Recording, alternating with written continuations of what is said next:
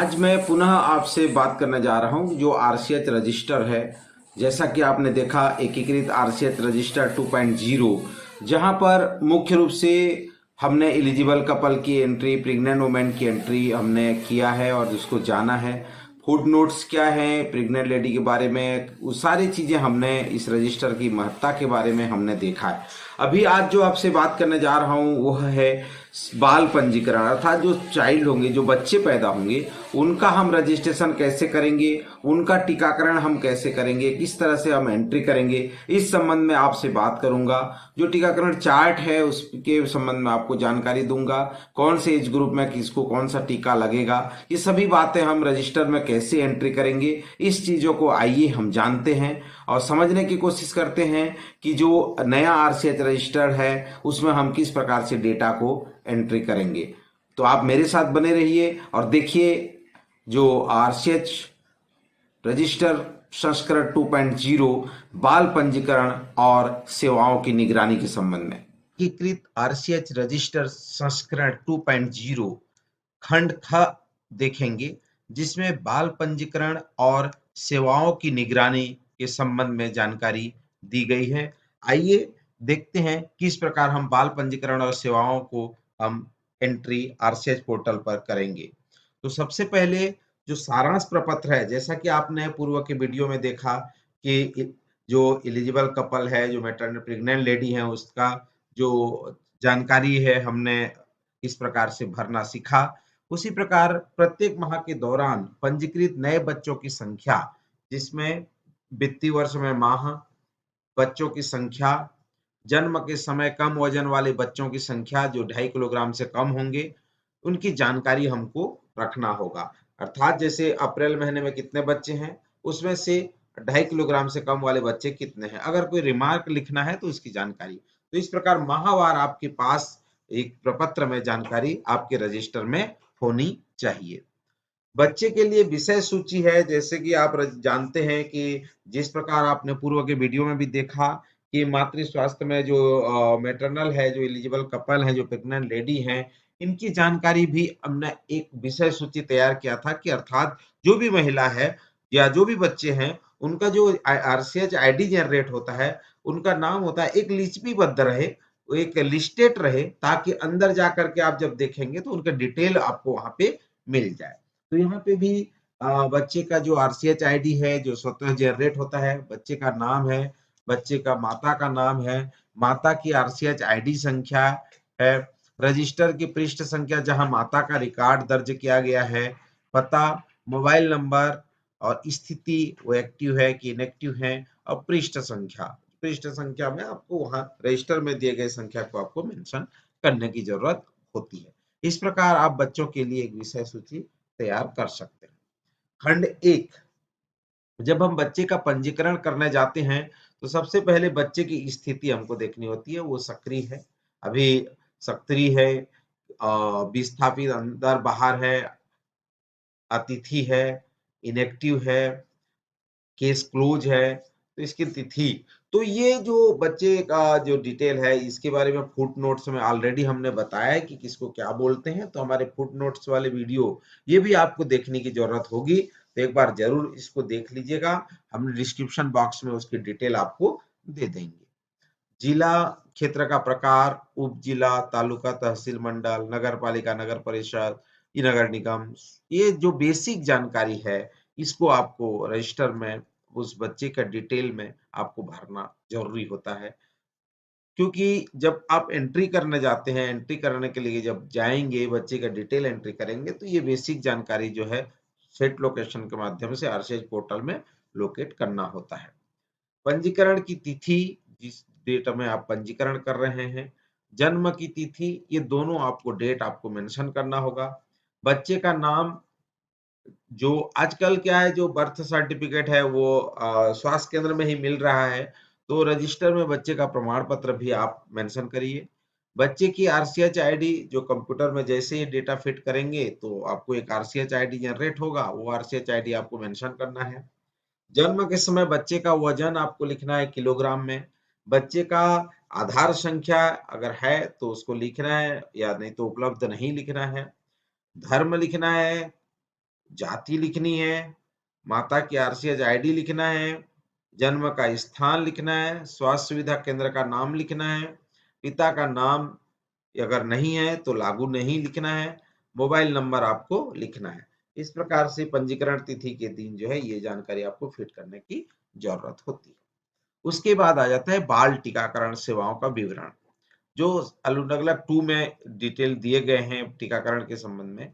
तो जो मुख्य रूप से जो जितने भी टीके लगते हैं, उन टीके का आपको डिटेल आपको यहाँ पे लिखने की जरूरत है। दिनांक केवल आपको मेंशन करना है जिस तारीख को टीका लगा। जैसे बीसीजी है, तो जो 3 को लगा और कहाँ पे लगा। मुख्य रूप से आप जब रजिस्टर में पाएंगे तो छोटे-छोटे कॉलम बने हुए हैं।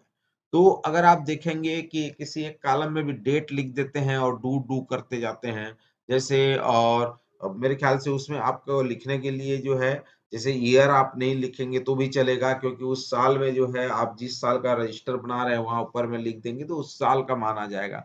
तो जो कॉलम है उसको आप छोटा है पर उसको आप देख कर के जब भरने लगेंगे तो आपको समझ में आ जाएगा कौन से महीने की कौन से तारीख को वो लगा हुआ है।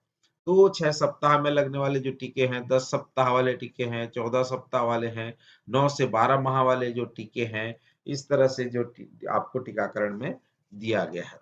टीके का खुराक और तिथि और स्थान अगर देखें, 12 माह की आयु के अंदर पूर्ण टीकाकरण हाँ या नहीं। 16 से 24 माह वाले MR2 है, OPV booster, DPT booster 1, vitamin A2, JE2। 2 वर्ष की आयु के भीतर पूर्ण टीकाकरण हाँ या नहीं।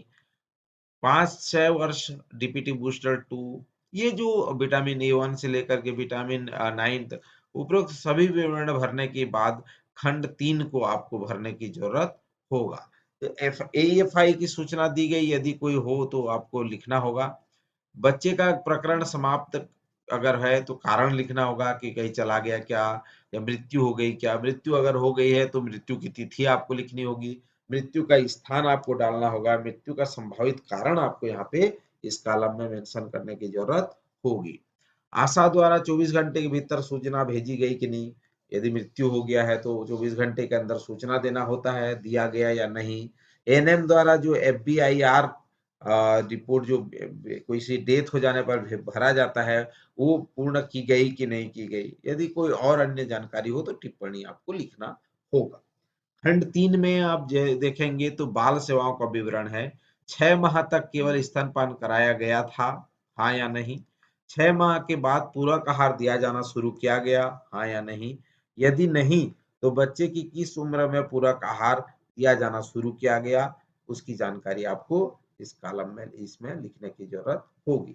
तो बाल टीकाकरण सेवाओं का विवरण आप यहाँ पे डिटेल में आप भरेंगे।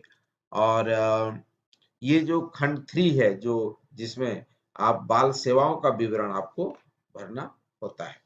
बाल सेवाओं के विवरण में जब बच्चा MR1 की पहली खुराक ले के लिए आता है, तो उस समय भ्रमण की तिथि आपको लिखना है, बच्चे का वजन लिखना है, दस्त हो रहा है या नहीं हो रहा है, यदि हो रहा है तो ORS दिया गया या नहीं, क्या ORS के साथ जिंक की गोलियां दी गई, हाँ या नहीं। निमोनिया, बुखार और तेज सांस चलना, छाती का धंसना, ये सब जानकारी आपको भरनी होती है। यदि हाँ तो क्या एंटीबायोटिक दी गई है, यदि हाँ तो क्या बच्चे को रेफर किया गया है। ये जानकारी जो है आपको भरना होता है।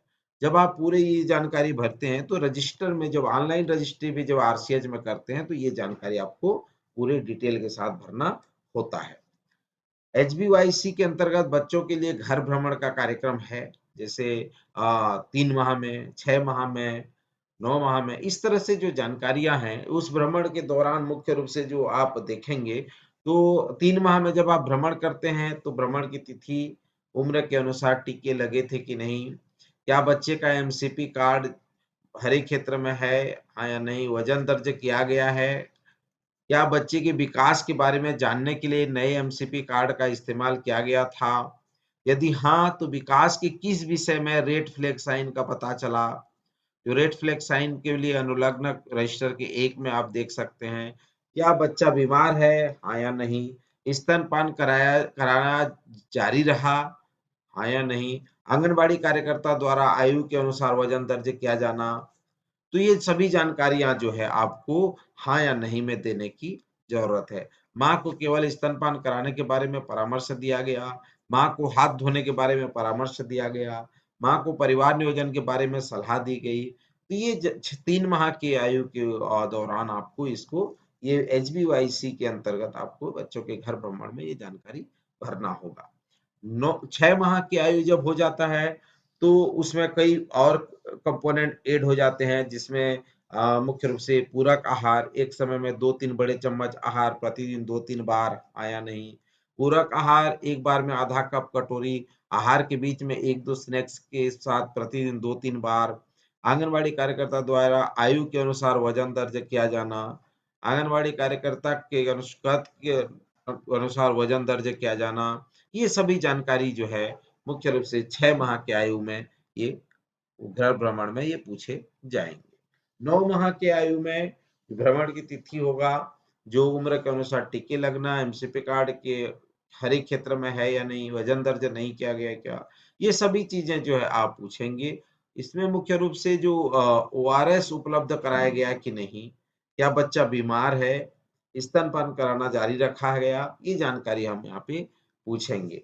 12 माह की उम्र में जब हम जाएंगे तो ये 12 माह के आयु में मुख्य रूप से पूरक आहार और आंगनबाड़ी कार्यकर्ता हाथ धोने, ये सभी बातें जो है हम वहाँ पे करते हैं। आयु 15 माह के अनुसार जब हम भ्रमण करेंगे तो जानकारी जो है इस प्रकार हम यहाँ पे हाँ या नहीं के बारे में हम उससे पूछेंगे। जो मुख्य रूप से बाल स्वास्थ्य है, जिसमें बच्चों के बारे में जो फुट नोट दिए गए हैं, उसके मुख्य निर्देश क्या है? फुट नोट में जैसे बच्चे का स्थिति जिसमें सक्रिय है, वह बच्चा जो एनएम के कार्य क्षेत्र का निवासी है और आरसीएस सेवाओं का लाभ उठा रहा है, ऐसे को हम सक्रिय मानेंगे। अतिथि, गेस्ट या माइग्रेटेड इन, ऐसे बच्चे को कहेंगे जो पहले से ही दूसरे क्षेत्र में पंजीकृत है और अब एनएम के कार्य क्षेत्र में आरसीएस सेवाओं का लाभ उठाता है। निष्क्रिय, जो इनएक्टिव बच्चे हैं, इस मामले में निष्क्रिय माना जाना है जिसमें विस्थापित मतलब चला गया, फॉलो अप में छूट गया। यदि बच्चे की निगरानी के दौरान बच्चा उपरोक्त किसी भी श्रेणी में आता है तो एनएम बच्चे की स्थिति को निष्क्रिय में बदल सकती है।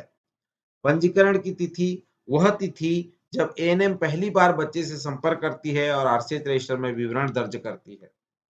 प्रकरण समाप्त करने की तिथि, उस तिथि का उल्लेख करें जिस दिन प्रकरण समाप्त किया गया।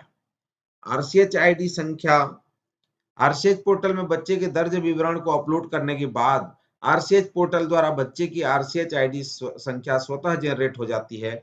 एनएम को इस आरसीएच आईडी को रजिस्टर में लिखना होगा। बच्चे के टीकाकरण का विवरण, स्वास्थ्य केंद्र का प्रकार, जिसमें स्वास्थ्य केंद्र जो जिला अस्पताल जो जितने भी स्वास्थ्य संस्थाएं हैं उन सभी का डाउनलाइन में आ जाता है। आप वहां कौन से अस्पताल को चुनना चाहते हैं वो आपका हो। पूर्ण टीकाकरण का 12 महीने के आयु के भीतर बीसीजी, इसको ध्यान दीजिए क्योंकि बहुत बार जब पूर्ण टीकाकरण का पूछा जाता है तो समझते नहीं है। पूर्ण टीकाकरण का मतलब होता है बीसीजी प्लस पेंटा टीका 1 to 3 plus OPV 1 to 3, rota virus टीका 1 to 3 प्लस खसरा 1 और रूबेला MR1 जहां लागू हो, प्लस न्यूमोकोकल वैक्सीन पीसीबी 1-2 और बूस्टर जहां लागू हो, प्लस जेई जहां लागू हो। इस तरह से सभी टीके अगर 12 महीने के भीतर पूर्ण हो जाते हैं तो उन्हें पूर्ण टीकाकृत बच्चा कहा जाता है। संपूर्ण टीकाकरण, 2 वर्ष की आयु के भीतर राष्ट्रीय टीकाकरण कार्यक्रम के अनुसार सभी आवश्यक टीके लगाए गए हैं तो इन्हें संपूर्ण टीकाकरण की श्रेणी में आते हैं। AEFI टीकाकरण की बाद प्रतिकूल घटनाएं, AEFI की सूचना देना, सीरियस मृत्यु, अस्पताल में भर्ती, स्थायी या उल्लेखनीय विकलांगता, अक्षमता समूह, किसी भौगोलिक क्षेत्र में AEFI के 2 या अधिक मामले होते हैं। सीवियर, मामूली नहीं किंतु इसके कारण मृत्यु, अस्पताल में भर्ती या विकलांगता नहीं हुई है। मामूली अर्थात माइनर, गंभीर नहीं, बुखार दर्द आदि हल्के जैसे लक्षण। यदि कोई AEFI नहीं तो 0 लिखें। टीके का नाम, बैच संख्या, सुरक्षित उपयोग की अवधि, समाप्त होने की तिथि और निर्माता का नाम, ये हमें जरूर मेंशन करना चाहिए। बच्चा प्रकरण समाप्त किया जाना, यदि बच्चा क्षेत्र से बाहर चला गया है या टीकाकरण के दौरान किसी भी समय बच्चे की मृत्यु हो गई है, तो प्रकरण समाप्त माना जाता है। यदि बच्चे की मृत्यु हो जाती है, तो मृत्यु के संभावित कारण और मृत्यु की तिथि का उल्लेख किया जाए। मृत्यु का स्थान ये अस्पताल भी हो सकते हैं, घर भी हो सकता है, रास्ते में भी हो सकता है, अन्य भी कहीं है, तो उसका भी आप जो है यहाँ पे उल्लेख कर सकते हैं। तो ये जानकारियाँ जो है, जो फुट नोट्स है, ये बहुत महत्वपूर्ण है। इसको जान करके ही आप जो रजिस्टर को भरेंगे, तो आपका रजिस्टर में किसी प्रकार की त्रुटि नहीं होगी। मृत्यु का संभावित कारण जैसे है कि बच्चे का दम घुटना हुआ, बेहोशी हुआ, जन्म के समय कम वजन है, तेज बुखार है, दस्त है, निमोनिया है, इन्फेक्शन है, खसरा है, जन्मजात दोष है, कोई अन्य है तो उसका उल्लेख करना होगा। बाल सेवाओं का विवरण खंड 3 टीकाकरण विवरण भरने के बाद अब प्रारूप जो है आप वहां पे देख पाएंगे। जब बच्चा खसरे का पहला टीका लगवाने के लिए आता है 9 से 12 महीने के बीच, तो बच्चे का वजन लें और माँ से पूछें कि क्या बच्चे को पिछले 15 दिनों में दस्त या निमोनिया, बुखार और सांस तेज चलना, छाती का धंसना हुआ है। ये सब जानकारी आपको पूछना है, जैसे कि आपने देखा भी है रजिस्टर में। जब बच्चा डीपीटी, ओपीवी बूस्टर, खसरा 2, MR2 के टीके के लिए आता है, तो 16 से 24 महीनों के बीच बच्चे का वजन लें और माँ से पूछें कि क्या बच्चे को पिछले 15 दिनों में दस्त और या निमोनिया, बुखार और सांस तेज चलना, छाती का धंसना हुआ है। ये जानकारी माँ के बाल सेवाओं के तहत आपको लेना है। HBYC के तहत जो घर भ्रमण होता है, उसमें लगाए गए टीके जो नए एमसीपी कार्ड की पृष्ठ संख्या 36 पर राष्ट्रीय टीकाकरण अनुसूची देखें और जांच करें कि क्या 2.5 महीने तक के सभी टीकों को निर्धारित समय अनुसार दिया गया है। बच्चा का एमसीपी कार्ड के हर क्षेत्र में है। कृपया नए एमसीपी कार्ड की पृष्ठ संख्या 28 और 29 बालिका के लिए और पृष्ठ संख्या 30 से 31 बालक के लिए इसमें देखें कि बच्चा हर एक क्षेत्र के अंतर्गत आता है या नहीं। विकास संबंधी मुद्दे का रेड फ्लैग लक्षण कृपया नए एमसीपी कार्ड के अनुलग्न 1 या पृष्ठ संख्या 13 देखें और यदि आपको कोई लक्षण दिखते हैं तो तदनुसार एएनएम, आंगनबाड़ी कार्यकर्ता, स्वास्थ्यकर्ता, सेवा प्रदाता को संपर्क करें। विकास संबंधी मुद्दे का रेड फ्लैग लक्षण कृपया नए एमसीपी कार्ड 1 पृष्ठ संख्या 15 देखें और यदि आपको कोई लक्षण दिखता है तो एएनएम और स्वास्थ्यकर्ता से संपर्क करें। विकास संबंधी मुद्दे का रेड फ्लैग लक्षण जो एमसीपी कार्ड की पृष्ठ संख्या 17 में आपको देख करके उसको करना। उसी प्रकार रेड फ्लैग लक्षण जो विकास का है उसका पृष्ठ संख्या 19 को आपको देखना होगा और एएनएम और स्वास्थ्य कार्यकर्ता को बताना होगा। जो टीकाकरण के लिए जो विवरण है, जो आज की इस रजिस्टर में अगर आप देखेंगे तो ये नए रजिस्टर वर्जन 2 में जो एब्रिविएशन हुए हैं, जो एब्रिविएशन आप आए हैं, तो एक बार इसको जरूर देख लीजिए। सभी को इसको पढ़ना जरूर होगा क्योंकि ये जो टर्मिनोलॉजी यूज होता है आजकल हर चीज का एक शॉर्ट फॉर्म होता है, जो एक संक्षिप्तियां होती है। जैसे इसी, तो इसी का मतलब क्या होगा? एलिजिबल कपल है, ठीक है। एएनसी प्रसव पूर्व देखभाल, BP blood pressure, CU copper, DK पता नहीं, टीओबी जन्म तिथि date of birth, DPT diphtheria hepatitis tetanus, इधर एमजी मिलीग्राम, एएन नहीं, एनएपी लागू नहीं, NA not available, not applicable, NK पता नहीं, एनआर जरूरी नहीं, एनआरआई दर्ज नहीं किया गया। तो ये एब्रिविएशन जो है जब आप इसको देखेंगे, एक बार इसको समझ जाएंगे कि ये क्या कह रहा है, तो निश्चित रूप से आपको भी वो जो अंदर में रजिस्टर में जो टर्मिनोलॉजी दिया हुआ है वो समझ में आ जाएगा कि किस शब्द को किसके लिए कहा गया है। पीएनसी की बात करेंगे तो प्रसवोपरांत देखभाल है, पीपीएच की बात करेंगे तो पोस्टमार्टम हेमरेज है, पीडब्ल्यू की बात करेंगे तो गर्भवती महिला है। तो ये जो एब्रिविएशन है, सभी इसको एक बार जरूर देख लें और इसको, क्योंकि ये छोटे छोटे शब्द जो है ना पूछे जाते हैं, और जब कभी सेक्टर मीटिंग हुआ, किसी मीटिंग में आप जाएँगे, तो वहाँ पे जब बात करेंगे तो ये बातें आपको पता होना चाहिए, ये बहुत ही महत्वपूर्ण शब्द हैं। तो इसीलिए मैं पुनः आप सभी से निवेदन करूँगा कि इन एक-एक शब्द को आप ज़रूर देखिए और आपको ये शब्द याद हो जानी चाहिए।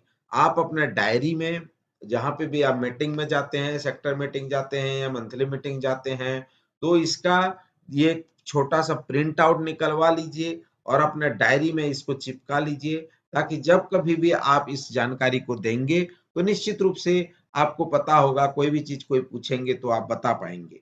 तो मुझे विश्वास है कि जो ये जानकारियाँ हैं आपके लिए बहुत फ़ायदेमंद होगा और मुझे उम्मीद है कि बच्चे की जब एंट्री करेंगे, बच्चे का जब रजिस्ट्रेशन करेंगे और रजिस्टर को जब आप भरेंगे, तो आप उपरोक्त बातों को ज़रूर ध्यान देंगे। इस प्रकार स्वास्थ्य संबंधी जानकारी के लिए आप हमेशा मेरे चैनल पर बने रहिए और आप पाएँगे कि नए-नए जो हेल्थ इंडिकेटर या नए-नए कंपोनेंट आप जुड़ रहे हैं, नए-नए बातों के बारे में आपके साथ साझा करेंगे और भी जो ऑनलाइन पोर्टल्स जितने चल रहे हैं उसके बारे में आपको हम जानकारी इसी चैनल में देंगे और आप इस चैनल को सब्सक्राइब करिए, लाइक करिए, शेयर करिए ताकि आपको ये जानकारी समय पर आपके हाथों में